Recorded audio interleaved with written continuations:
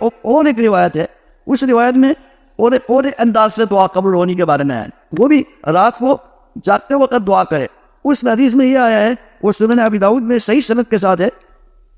اس میں یہ شرط آئی ہے کوئی بھی مسلمان یبیت علی ذکر اللہ تعالی طاہرا، وہ رات کو سوتے وقت ذکر اذکار پڑھ کے سوتا ہے، رات کو سوتے وقت ذکر اذکار پڑھ کے سوتا ہے، پھر وہ طاہرا باوضو سوتا ہے۔ یہ ایک الگ ایک سبب ہے، ایک الگ ایک مناسبت، یعنی وہ باوضو ہو کے ذکر اذکار پڑھ کر وہ سوتا ہے، پھر رات کو اٹھتا ہے، پھر رات کو اٹھتا ہے۔ اس میں تو یہ بھی فرمایا کہ باوضو ہو کے ذکر اذکار پہ سوتا ہے، پھر وہ اٹھتا ہے تو پھر وہ دعا کرے گا، دنیا آخرت کی دعا کرے گا، تو اللہ تبارک و تعالیٰ اس کو دنیا آخرت پہ خیر عطا فرمائیں گے۔ لیکن اس دعا کے ساتھ پڑھے نا تو پھر اس سے مزید اس کا ساتھ ایک اور سبب مل گیا۔ تو دوسری جو صورت میں صرف باوضو ہو کر ذکر اذکار پڑھ کے اگر وہ سوتا ہے، پھر وہ رات کو جاگتا ہے، پھر وہ اٹھ کر وہ دعا کرتا ہے، دنیا آخرت کے خیر کی دعا کرے، تو اللہ سبحانہ و تعالیٰ اس کی دعا کو قبول فرماتا ہے۔